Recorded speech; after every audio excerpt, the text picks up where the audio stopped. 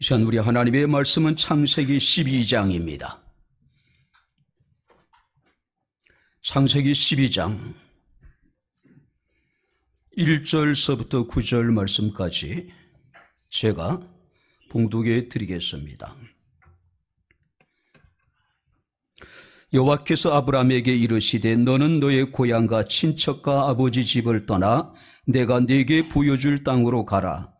내가 너로 큰 민족을 이루고 네게 복을 주어 내 이름을 창대하게 하리니 너는 복이 될지라. 너를 축복하는 자에게는 내가 복을 내리고 너를 저주하는 자에게는 내가 저주하리니 땅의 모든 족속이 너로 말미암아 복을 얻을 것이라 하신지라. 이에 아브람이 여호와의 말씀을 따라갔고 롯도 그와 함께 갔으며 아브람이 하란을 떠날 때 75세였더라. 아브람이 그의 아내 사레와 조카 롯과 하란에서 모은 모든 소유와 얻은 사람들을 이끌고 가나안 땅으로 가려고 떠나서 마침내 가나안 땅에 들어갔더라. 아브람이 그 땅을 지나 세겜 땅 모래 상수리 나무에 이르니 그때 가나안 사람이 그 땅에 거주하였더라. 여호와께서 아브람에게 나타나 이르시되 내가 이 땅을 네 자손에게 주리라 하신지라. 자기에게 나타나신 여호와께 그가 그곳에서 제단을 쌓고 거기서 베델 동쪽 산으로 옮겨 장막을 치니 서쪽은 베델이요 동쪽은 아이라. 그가 그곳에서 여호와께 제단을 쌓고 여호와 이름을 부르더니 점점 남방으로 옮겨갔더라. 아멘. 할렐루야. 자, 우리 옆에 있는 분들과 하나님 우리와 함께 하십니다. 인사하겠습니다. 하나님 우리와 함께 하십니다. 할렐루야. 한때 코끼리를 냉장고에 넣는 3단계라고 하는 농담이 유행했던 적이 있습니다. 여러 가지 답이 있을 수 있겠지만 가장 간단한 것은 냉장고를 연다, 코끼리를 넣는다, 그리고 냉장고를 닫는다. 자, 그리고 이어서 이제 코끼리가 들어있는 냉장고에 기린을 넣는 4단계 이야기가 있었죠. 냉장고를 연다, 코끼리를 꺼낸다, 그리고 기린을 넣는다, 냉장고를 닫는다. 자, 들어있는 것을 꺼내지 않고는 새로운 것을 넣을 수 없다라고 하는 그런 여러분들이 의미를 가지고 있는 그런 우스갯소리가 아닌가 생각이 되어지게 됩니다. 우리가 새로운 무엇인가를 얻기를 원한다면, 혹시 변화를 원하거나 새로운 목표를 우리가 설정할 때는 대부분 많은 사람들은 자신이 해야 될 일에 집중을 하죠. 그게 초점을 맞춥니다. 자, 그러나 더 중요한 것은 뭐냐면은 그동안 우리가 소유하고 있었던 모든 것들을 내려놓는 작업이 먼저 우선되어져야 되지 않을까요? 자신의 것을 꼭 쥐고 우리가 새로운 것을 얻는다는 것은 불가능합니다. 내려놓지 않으면 새로운 것을 우리가 받을 수가 없다는 이야기겠죠. 어쩌면 아브라함이 고향과 친척과 아버지 집을 떠난 것은 새로운 삶을 위한 필수적인 선택이 아니었나 생각이 됩니다. 자, 오늘 본 말씀은 하나님께서 아브라함을 부르시는 장면이 기록되어져 있습니다. 우리 1절 말씀을 보게 되면은 여호와께서 아브라함에게 이르시되 너는 고향과 친척과 아버지의 집을 떠나 내가 네게 보여줄 땅으로 가라고 말씀을 하고 있습니다. 그리고 2절 말씀을 보게 되면은 내가 너로 큰 민족을 이루고 내게 복을 주어 내 이름을 창대케 하리니 너는 복이 될지라고 말씀을 하고 있습니다. 하나님이 아브라함을 부르시고 아브라함에게 말씀하시기를, 약속하시기를 내가 너를 창대케 할 것이다. 그리고 너는 복이 될지라, 복이 될 것이다. 근데 이 하나님의 약속은 그냥 이루어지지 않았습니다. 하나님께서 갈대아 우르에서 아브라함을 부르시고 다시 하란에서 재차 부르십니다. 그리고 하나님의 부르심에 대해서 아브라함은 철저하게 그 하나님의 명령에 순종하죠. 이런 하나님의 부르심과 하나님의 부르심에 대한 철저한 순종을 통해서 절대로 실패할 수 없는 창대함이 드디어 시작이 되어지게 되는 겁니다.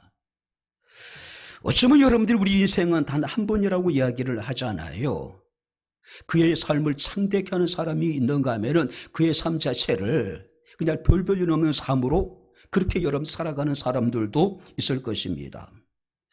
한국 그리스도인들이 가장 많이 즐겨하는 말씀이 아마 욥기 8장 7절이라든지 히브리서 6장 14절 말씀이 아닐까요? 내 시작은 미약하였으나 내 나중은 심히 창대하리라. 내가 반드시 너에게 복주고 복주며 너를 번성하게 하고 번성하게 하리라. 창대키를 원치 않는 사람이 세상에 있을까요? 자신의 가정이, 자신의 자녀들이, 자신의 사업장이, 자신이 섬기는 교회가 번성하고 번성하기를 원치 않는 사람이 세상에 어디 있을까요? 근데 중요한 것은요, 우리가 정말로 창대기를 원하고 우리가 번성하고 번성하기를 원한다면은 하나님의 부르심에 대해서 우리가 어떻게 반응하느냐, 이것이 가장 중요하겠죠. 그죠? 온전히 주의 말씀에 대해 순종하는 사람들은 하나님께서 심히 창대케 하실 것이고 번성하고 번성하게 하실 것이지만은 우리가 여러분들이 하나님 말씀에 순종하지 않는다면은 그의 삶은 그저 그런 삶으로 끝날 수밖에 없겠죠. 오늘 우리는 본 말씀을 통해서 바로 어떻게 하나님께서 아브라함을 창대케 하셨는지, 그리고 하나님의 아브라함을 창대케 하신 분명한 여러분들이 목적이 있을 것이란 말이죠. 우리가 그것을 살펴보면서 우리가 함께 은혜를 나누도록 하겠습니다. 자, 먼저 우리 4절 말씀을 우리 다시 한번 같이 읽겠습니다. 이에 아브라함이 여호와의 말씀을 따라갔고 롯도 그와 함께 갔으며 아브라함이 하란을 떠날 때에 75세였더라. 자, 아브라함이 어떻게 창대케 되어졌습니까? 하나님이 그를 부르시고 하나님께 그에게 명하셨습니다. 그때 아브라함은 주의 말씀에 적극적으로 순종했다는 사실이죠. 하나님께서 아브라함에게 말씀하시기를 너는 고향과 친척과 아버지의 집을 떠나라. 자, 여기서 떠난다라고 하는 것은 계속해서 앞으로 나아가라는 이야기입니다. 자, 아브라함이 갈대아 우르를 떠났습니다. 최초의 부르심이에요. 이 갈대 우르라고 하는 지역은 지금의 이라크 남부 지역입니다. 당시에는 찬란한 문화와 문명을 꽃피웠던 그런 도시였습니다. 대표적인 것이 바로 여러분 바벨탑이 그 지역에서 여러분들이 건설되어졌다는 것이죠. 자, 문명이 문화가 발달한 도시였음에도 불구하고 동시에 우상 숭배의 중심지이기도 했습니다. 특별히 이 우르라고 하는 뜻은요, 불이라고 하는 의미를 가지고 있습니다. 그러니까 이 갈대아 우르 사람들은 바로 태양신을 섬기고 불을 자신의 신으로 우상으로 섬긴 사람들이라는 것이죠. 그런데 하나님께서는 갈대아 우르를 떠나라고 말씀하십니다. 자, 믿음은 떠남으로 시작이 되어지게 됩니다. 과거의 관계로부터 자신의 어떤 습관, 자신의 가치관, 또 여러분 모든 추억으로부터 떠나는 것이 믿음의 출발이라고 이야기할 수 있습니다. 사랑했던 모든 것들로부터 떠나는 겁니다. 익숙한 모든 것들로부터 떠나는 겁니다. 자신이 소중하게 여겼던 모든 것들로부터 떠나는 겁니다. 과거의 모든 경험으로부터 떠나는 겁니다. 그리고 주님께서 말씀하시기를 내가 내게 보여줄 땅으로 가라. 자, 떠나고, 그럼 떠나면 어디로 떠나야 될까요? 하나님이 보여줄 땅으로 가라. 떠나라 하시니 떠납니다. 가라 하시니 아브라함은 가요. 문제는 뭐냐면은 하나님이 목적지를 보여주지 않고 가라고 말씀하셨다는 것이죠. 자, 이 상황에 대해서 히브리서 11장 8절은 이렇게 증거하고 있습니다. 믿음으로 아브라함은 부르심을 받았을 때에 순종하여 장래의 유업으로 받을 땅에 나아갈새 갈 바를 알지 못하고 나아갔으며, 할렐루야, 어디로 가야 될지 몰랐어요.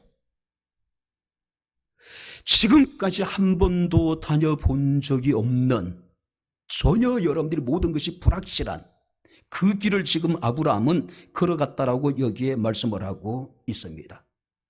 하나님이 꿈을 통해서 목적지를 보여줬다면 얼마나 좋을까요?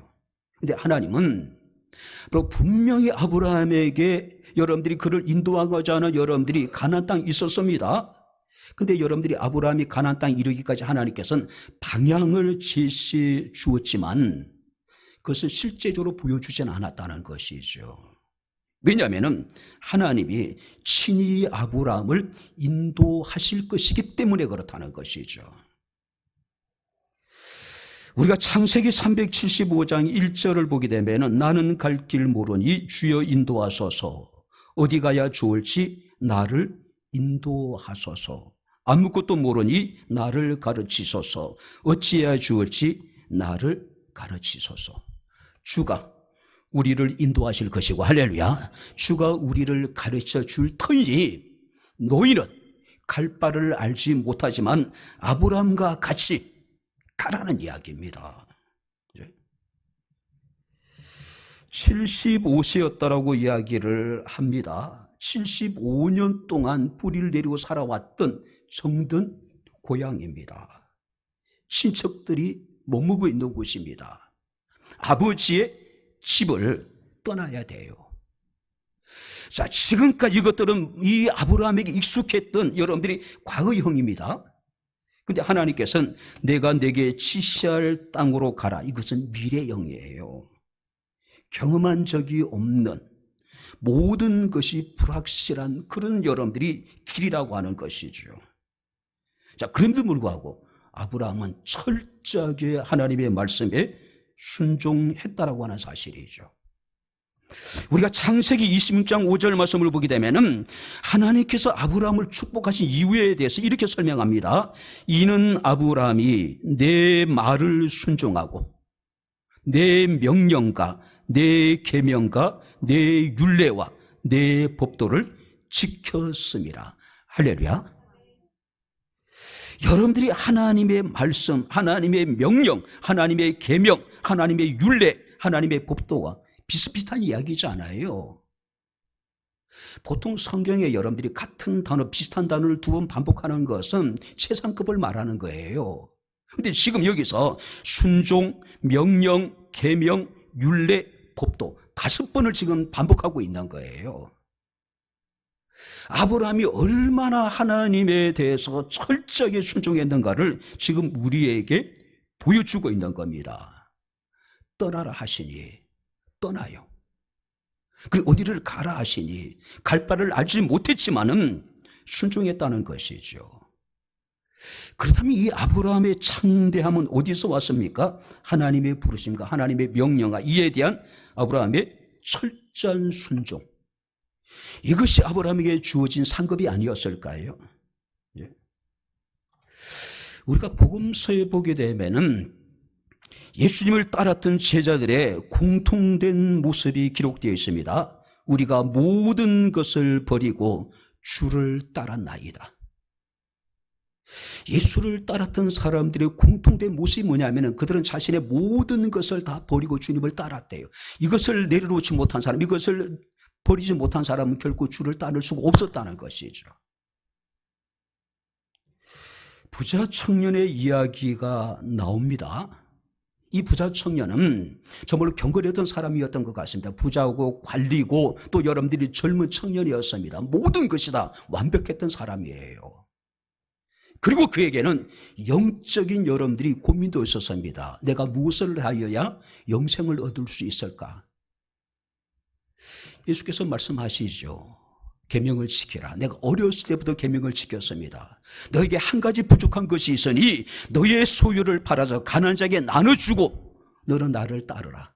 근데 성경 뭐라고 기록하고 있습니까? 이 부자 청년이 재물이 많음으로 근심하여 돌아갔다. 다시는 주님께 돌아오지 못해요. 그 2%가 부족한 거, 한 가지가 부족했다는 것이죠.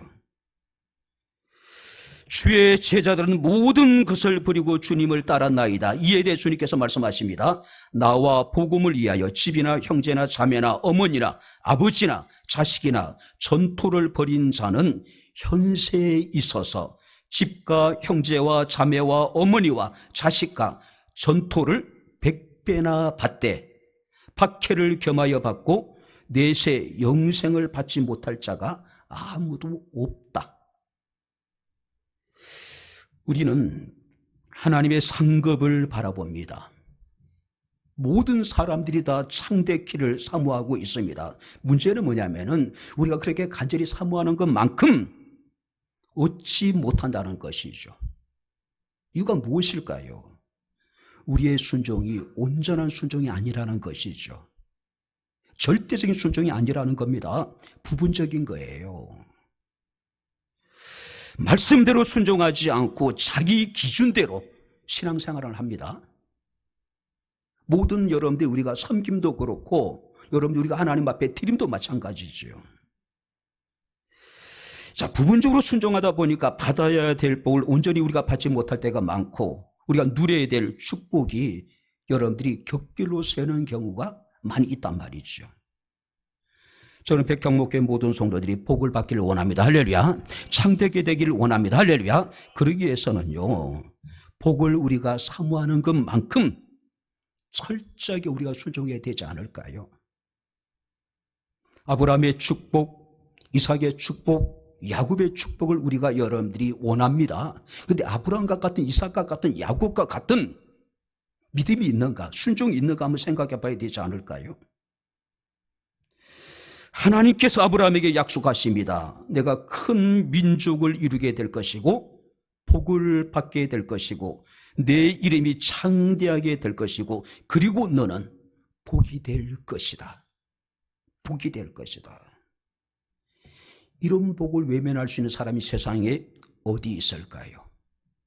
바로 우리가 온전히 주의 말씀에 순종하게 될 때에 우리는 아브라함의 복을 누릴 수 있음을 우리는 믿습니다. 할렐루야. 아브라함의 복을 누렸다면 우리도 누릴 수 있는 복이라는 것이죠. 그죠?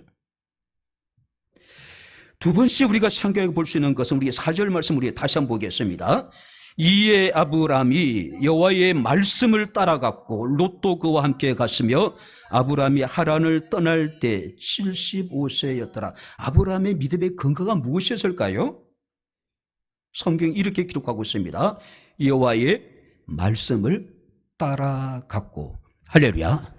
아브라함의 믿음의 근거, 순종의 근거가 뭐냐면은 하나님의 말씀이래요. 하나님의 말씀. 그죠? 하나님의 부르심을 받아 가나안 땅으로 가라는 지시를 받았습니다. 아브라함은 가나안 땅에 대한 지식이 전무한 상황이에요. 그죠? 제가 초등학교 3학년 때 여름에 지방에서 올라왔습니다. 야, 상도가 서울로 전학한다더라. 이제 학교에 소문이 막 퍼졌겠죠. 동네 소문이 퍼졌습니다. 동네 형들이 어느 날 어둑어둑해지는데 저희 집 앞에 보게 되면 개울이 흘러요. 근데 이제 개울가에 앉아가 동네 형들이 얘기합니다. 야, 서울 애들은 공부를 진짜 잘한대요. 그러니까 너는 3학년으로 들어가면 안 된대. 2학년이나 1학년으로 들어가야 수준이 맞는다는 거예요. 그래서 이제 서울에 얘기해서 막 얘기하는 거예요. 그때 제 기억하기로는 그 가운데 서울에서 서울 갔다 온 사람 아무도 없을 것 같아. 기껏해야 진주 정도 갔다 왔을까? 이게 전부였을 거예요. 그래서 제가 저희 어머니한테 그 얘기 했답니다. 나 3학년 가면 안 된대. 2학년으로 가거나 1학년으로 가야지 서울 애들하고 같이 공부할 수 있다라고.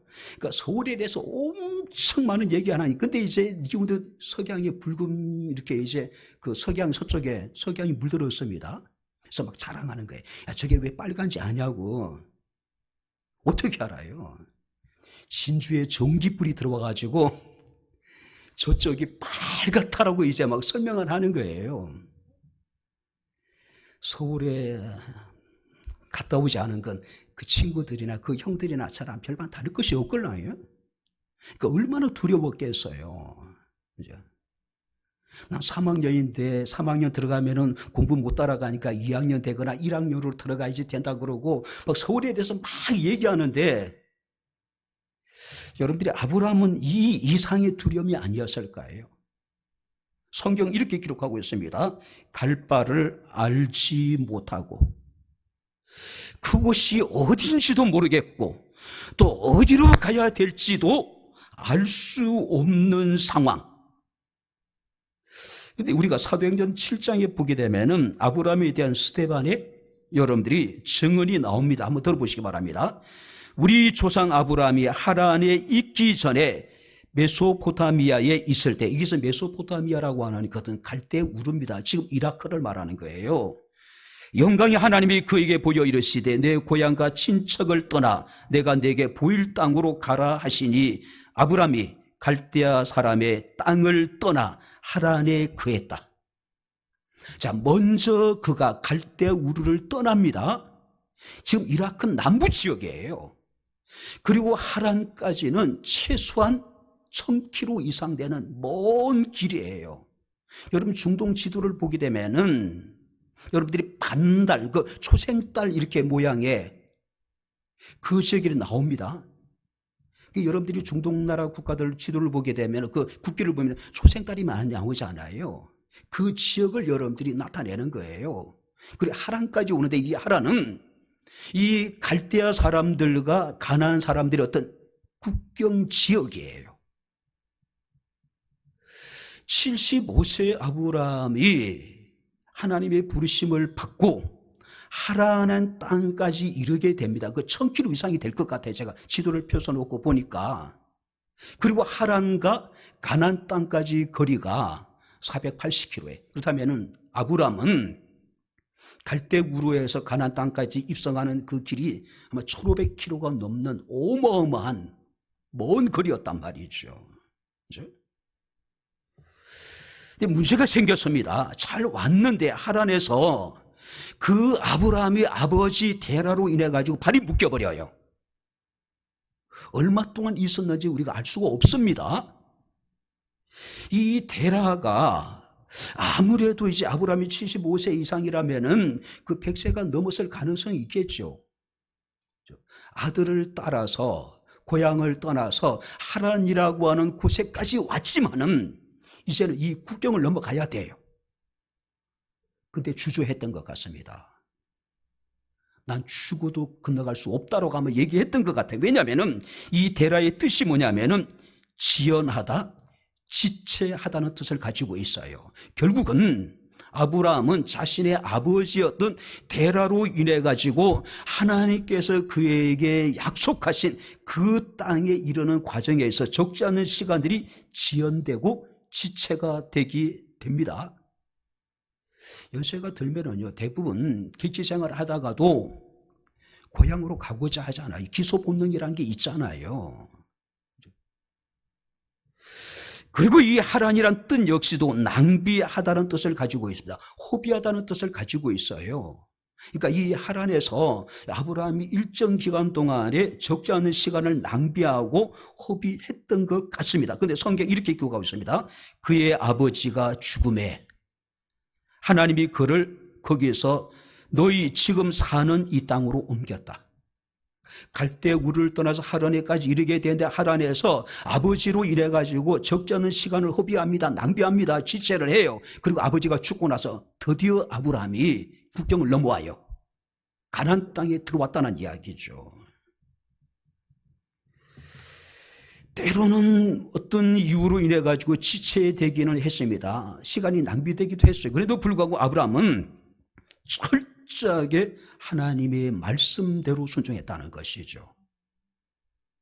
아브라함의 믿음의 근거가 바로 하나님의 말씀이었다는 것이죠.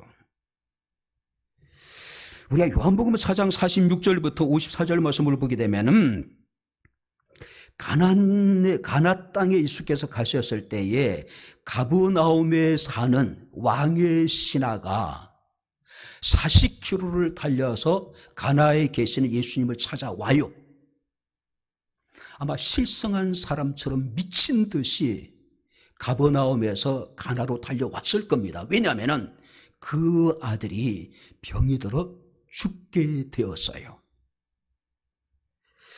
그때 예수께서 그에게 이르시기를 가라, 내 아들이 살아있다. 아니, 예수님을 만나서 예수님을 모시고 자신의 집으로 돌아가서 지금 죽어가고 있는 자신의 아들을 위해서 예수께서 기도해 주기를 원했고, 예수께서 죽어가는 자기의 아들을 살려주기를 원했는데 예수님의 대답은 가라, 내 아들이 살아 있다는 거예요. 여러분 같으면 어떨까요? 아니, 지금 같으면 핸드폰 지가 전화해가지고 야, 살아있냐 죽었냐 확인할 수도 있을 텐데, 성경은 이렇게 기록하고 있습니다. 그 사람이 예수께서 하신 말씀을 따라해 보시기 바랍니다. 믿고 가더니. 어떤 여러분들이 확인된 상황도 없어요.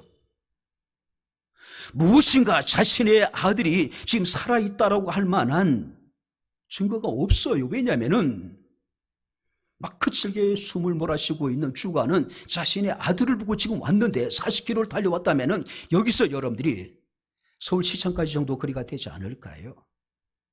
그죠? 근데 그 사람이 예수께서 하신 말씀을 믿고 갔대요. 그 현대인의 성경에 보게 되면은 그가 서둘러 집으로 가고 있었다. 서둘러서. 실성한 사람처럼 예수를 향해서 달려왔습니다. 아마 모든 부모가 그렇지 않았을까요? 그죠? 어떻게 제정신으로 왔을까요? 어떻게 한가하게 올 수 있었을까요? 미친 듯이 달려왔겠죠. 예수께서 가라, 내 아들이 살아있다라고 하는 그 한마디 말씀에 그는 예수께서 하신 말씀을 믿고 갔다. 그대로 믿었다. 의심하지 않았다는 것이죠. 오늘 우리에게 필요한 것은 바로 이런 믿음이 아닐까요? 자신의 처해 있는 상황, 주변의 사람, 어떤 가능성을 본 것이 아니라 이 왕의 신하는 주의 말씀을 믿고 갔답니다. 누가복음 7장 말씀을 보게 되면 로마 백부장의 이야기가 나옵니다. 자신의 종이 병들어 죽게 되었습니다. 유대인의 장로를 보내서 예수께 자신의 종의 병을 고쳐주기를 원했습니다. 예수께서 그 이야기를 듣고 발걸음을 돌리시죠. 로마 백부장의 집으로. 그때 백부장이 달려와서 예수께 엎드려서 뭐라고 얘기합니까? 우리 집에 들어오심을 내가 감당할 수 없습니다. 말씀만 하사 내 종의 병을 낫게 하소서. 나도 남의 수하에 있는 사람이고 나도 내 밑에도 여러분이 종이 있는데 상사가 주인이 종에게 가라면 가고 오라면 오고 하라면 합니다. 이것이 종의 자세잖아요.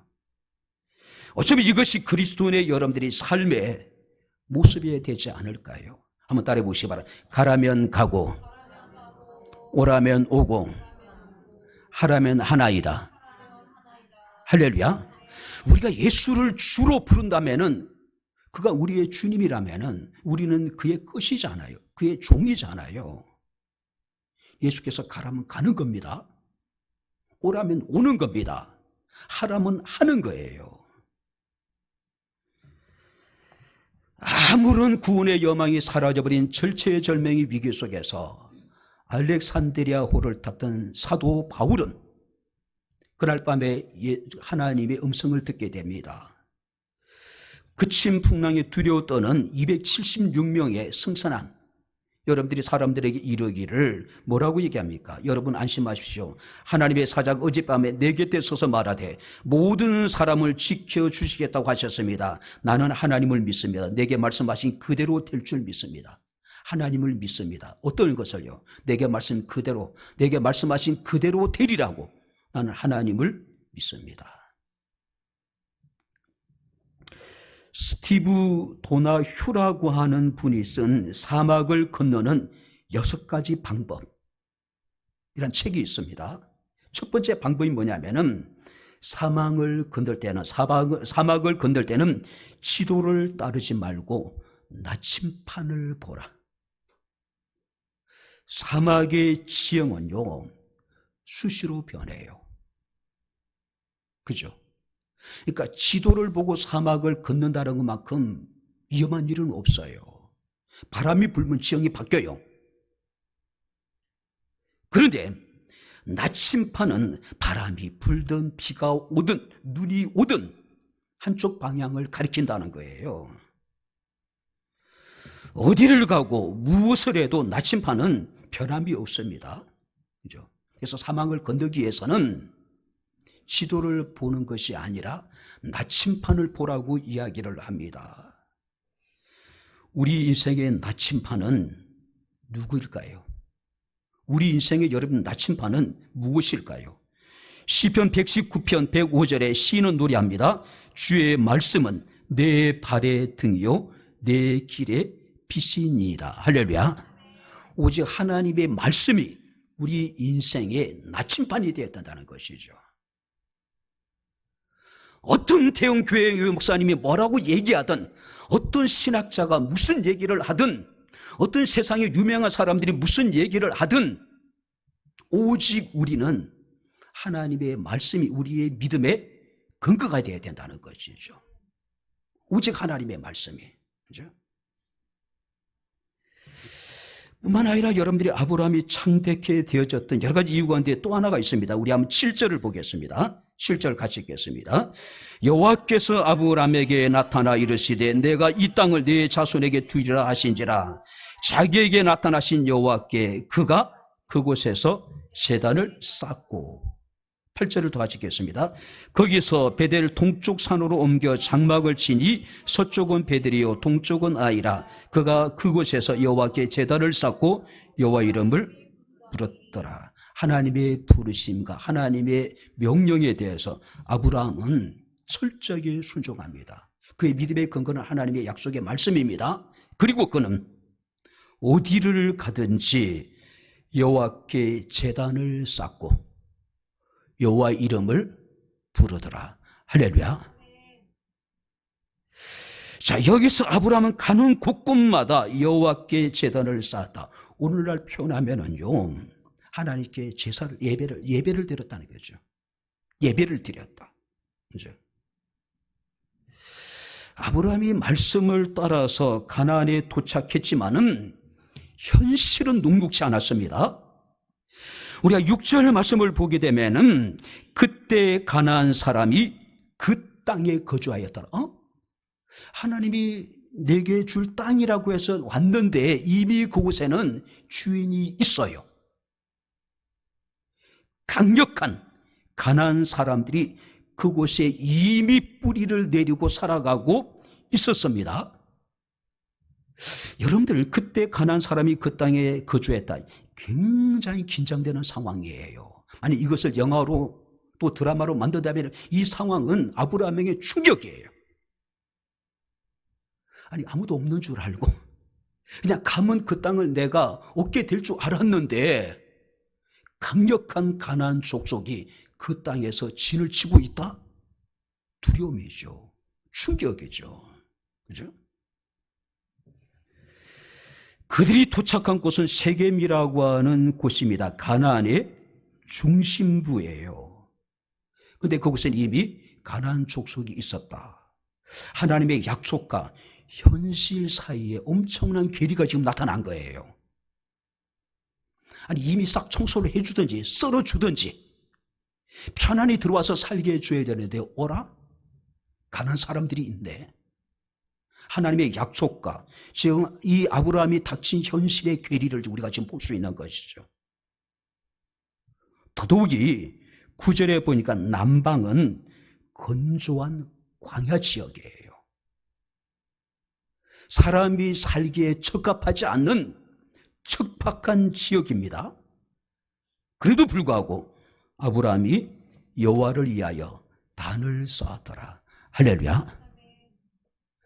하나님의 약속과 현실의 괴리감을 느낄 수밖에 없는 그런 상황. 아니 하나님이 자신을 위해서 주시고자 한 땅이라면은 뭔가 갈대 우르보다 훨씬 더 나은 곳이 돼야 되지 않을까요? 하란보다 나은 곳이 돼야 되지 않을까요?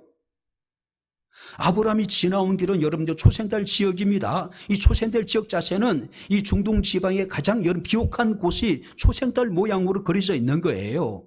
근데 그곳을 지나서 왔는데 하나님 가라에서 가서 왔는데 그 땅은 지금 척박한 광야예요. 그죠? 이건 이 아브라함의 계획에 없는 것이 아니었을까요? 아니, 어떻게 이런 일이, 그런 상황이었단 말이에요. 그런데 제단을 쌓았다. 이 제단이라는 것은 죽음과 희생을 상징합니다. 온전한 하나님에 대한 혼신을 나타내는 것이고, 여기까지 인도해 주신 하나님께 대해서 감사함으로 하나님께 예배를 드렸다는 이야기죠. 이럴 수 있을까요? 내가 지금 처해 있는 상황은 좋아요. 이대로 쭉. 근데 하나님 우리에게 새로운 길을 인도했는데 가보니 지금은 더 훨씬 더 척박해, 훨씬 더 어렵고 힘든 길이에요. 그런 상황 속에도 온전히 헌신을 다지만은 그런 상황 속에서도 여기까지 나를 인도하신 하나님께 대해서 우리가 감사할 수 있을까? 쉽지 않다는 것이죠. 그래도 불구하고 아브라함은 제단을 쌓았대요.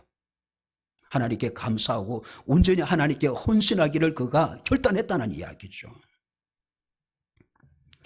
폰나드라고 하는 분은 아브라함이 땅을 물리적으로 정복하기 전에 제단을 쌓은 행위를 영적인 점령의 선포로 규정을 하더라고요. 지금 이 땅은 가나안 사람들의 것이지만은 영적으로 이미 나는 이 땅을 점령했다라고 하는 것을 지금 선포하는 행위라는 것이죠.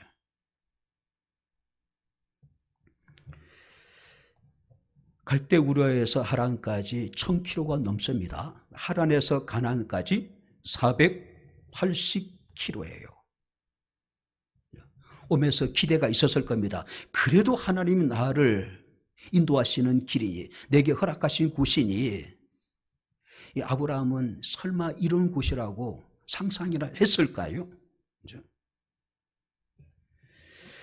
아브라함은 같은 우리와 같은 성정을 가진 사람이잖아요. 1500km 이상의 먼 거리를 이용하면서 얼마나 고민이 많았을까요? 아버지로 인해가 시간이 지체될 때 뭔가 내가 잘못 판단한 것일까? 내가 지금 하고 있는 이 일이 잘못된 것이 아닐까? 내가 가고 있는 이 길이 혹시 잘못된 길이 아닐까? 고민도 했겠죠. 근데 그 아브라함 붙들어준 건 뭡니까? 그가 가는 곳곳마다 여호와를 위해서 단을 쌓았다. 여호와께 예배했다는 것이죠. 우리 인생이 어렵고 힘들 때 우리의 든든한 버팀목이 우리가 예배가 되지 않을까. 그래도 예배를 지키는 사람들은 견뎌내요. 예배를 포기해버린 사람들은요, 자그마한 시험이 와도 어려움이 와도 쉽게 넘어집니다. 실족해버려요. 7절, 8절, 여러분들이 13장 4절 또 13장 18절 말씀을 보게 되면은 아브라함이 거기서 여호와께 제단을 쌓고 거기서 여호와 이름을 부르더라. 아브라함이 거기서도 여호와께 단을 쌓았더라. 거기서도 가는 곳곳마다. 특별히 여기서 여호와 이름을 불렀다는 의미가 재미있더라고요. 어떤 의미냐면은 이름을 불러, 여호와 이름을 불러 그에게 말을 걸다는 뜻을 가지고 있대요. 어렸을 때 저희 부모님 막걸리 심부름 시키잖아요. 근데 아까 말씀드렸지, 집을 나오면 한 몇십 미터 나오면 그부터 개울가가 있어요. 개울가가 쭉 따라가지고 그 신장로 있는 데까지 가서 막걸리를 받아와야 돼요. 얼마나 무서워요. 캄캄한 밤에 그 초등학교 1학년, 2학년 애가 막걸리통을 준자를 가지고 어떻게 할까요? 그 두려움을 이기기 위해서는 미친 듯이 달리는 거예요. 아니면은 여러분들이 노래를 불러요. 아니면은요, 누가 옆에 있는 것처럼 막 얘기를 하는 거예요. 미친 사람처럼. 왜냐면 너무 두려워서, 너무 무서워서. 물론 올 때는 보상도 있죠. 막걸리 주운 자에 까짝까짝 마시면서 오잖아요. 초등학교 1학년, 2학년, 3학년 때 아마 그랬던 것 같아요. 이제. 아브라함이 여기서 1500km가 넘는 긴 여행길에 그가 제단을 쌓았습니다. 여호와 이름을 불렀다는 얘기는 하나님의 이름을 불러서 하나님께 계속해서 말을 걸었다는 이야기입니다. 어떤 의미일까요? 하나님께 기도했다는 얘기가 아닐까요? 무서울 때마다, 불확실하고 두렵고 긴장될 때마다 하나님 하면서 하나님께 계속 말을 걸었다는 것이죠. 식구의 화장실에 가게 되면 재래식이잖아요. 옆에 동생이라 세워놓고 그래도 안에 들어가면 좀 그래 심리적으로 안정이 되잖아요. 야, 있어? 있지? 계속해서 확인을 하잖아요. 아브라함이 먼 길을 가면서 끊임없이 하나님의 이름을 부르면서 하나님께 말을 걸었대요. 하나님 여기 계시죠? 날 떠나지 않으셨죠? 계속 말을 걸었다는 것이죠. 아브라함은 예배를 드렸다는 이야기고 끊임없이 하나님께 기도했다는 이야기입니다. 예전에 어떤 사람이 그 얘기하다가 예배 드리기가 죽기보다 싫다고. 혹시 그런 사람도 있을 수 있어요? 근데 사무엘상 2장 17절 말씀을 보게 되면은 엘리 제사장의 집안이 하나님의 저주를 받아서 망하잖아요. 이 엘리 제사장의 집안이 어떤 제물로도 어떤 예물로도 영원히 속죄함을 받지 못했대요. 그 이유가 뭐냐면은 그들이 여호와의 제사를 멸시했다. 나를 존중히 여긴 자를 내가 존중히 여기고 나를 멸시하는 자를 내가 경멸할 것이라고 말씀을 하고 있습니다. 우리가 하나님을 존중히 여긴다는 것은, 우리가 하나님을 사랑한다는 것은 결국 우리가 예배를 사랑하시고 예배를 사랑하는 것이고 예배를 존중히 여기는 것이 아닐까요? 가나안 사람들이 거주하는 위험한 그곳에서 남방 척박하고 건조한 광야에서도 아브라함은 그럼에도 불구하고 하나님께 예배를 드렸더라. 할렐루야. 예배 성공자가 되길 바랍니다. 할렐루야. 어쩌면 예배를 우리가 목숨을 걸고 지킬 필요가 있는 거예요. 그만큼 가치 있는 일이라는 것이죠. 자, 그렇다면 하나님이 아브라함을 이렇게 창대케 하신 목적이 무엇일까요? 우리 다시 한번 여러분 2절을 읽겠습니다. 내가 너로 큰 민족을 이루고 내게 복을 주어 내 이름을 창대케 하리니 너는 복이 될지라. 너는 복이 되라. 이게 보세요. 큰 민족을 이루게 하고 내게 복을 주어 네가 부자가 되게 하고 내 이름을 창대케 할 것이고 그러니 너희는 복이 되라. 이 복이 되라는 이야기는 너는 반드시 복이 될 것이다. 반드시. 이건 명령형입니다. 하나님이 반드시 당신의 열심을 가지고 아브라함이 모든 사람들에게 복이 되게 하실 것이라는 것이죠. 아브라함 믿음의 조상이 되었습니다. 아브라함이 후손으로 오신 예수 그리스도를 통해서 온 인류가 구원을 받았습니다. 여러분들은 누군가에게 지금 복이 되고 있습니까?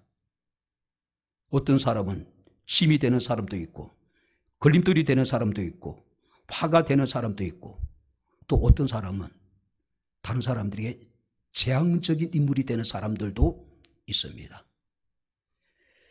교회에서도 마찬가지입니다. 힘이 되고 걸림돌이 되고 교회 화가 되고 교회 재앙이 되는 사람들도 있습니다. 반면에 복이 되고 은혜가 되고 기쁨이 되는 사람들도 있습니다. 하나님이 아브라함에게 복을 주신 목적은 뭐냐면은 너는 복이 되라. 복 자체가 되라는 이야기죠. 너로 말미암아 모든 사람들이 복을 받게 하라는 이야기죠. 안도연 시인의 연탄재라고 하는 시를 소개하면서 하나님 말씀을 마치겠습니다.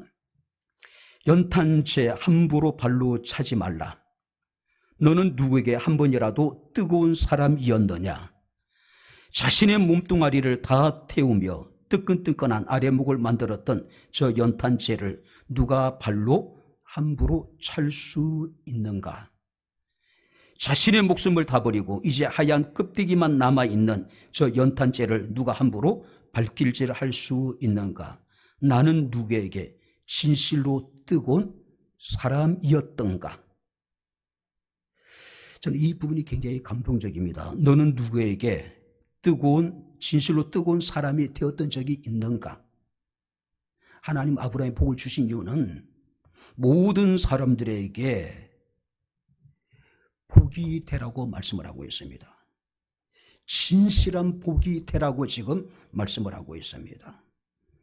갈라디아서 3장 9절 말씀을 보게 되면 그러므로 믿음으로 말미암는 자는, 잘 들으세요, 믿음이 있는 아브라함과 함께 복을 받느니라. 믿음이 있는 사람은 아브라함과 함께 복을 받을 수 있답니다. 아브라함의 축복이 우리 모두에게 함께할 수 있기를 주의 이름으로 축원합니다. 기도하겠습니다. 좋으신 나의 아버지 하나님, 우리 아버지 하나님 은혜와 사랑을 진심으로 감사합니다. 하나님께서 아브라함에게 심히 창대케 하신 목적이 복이 되라고 하는 하나님의 섭리가 있음을 우리가 깨달았습니다. 내가 건강하고 내가 남들보다 좀 나을 수 있는 것 많이 가지고 우리 아버지 남들보다 우리가 크게 된 것이 있다면 이것들이 모든 사람들에게 복이 되게 하옵소서. 예수님 이름으로 기도하옵나이다. 아멘.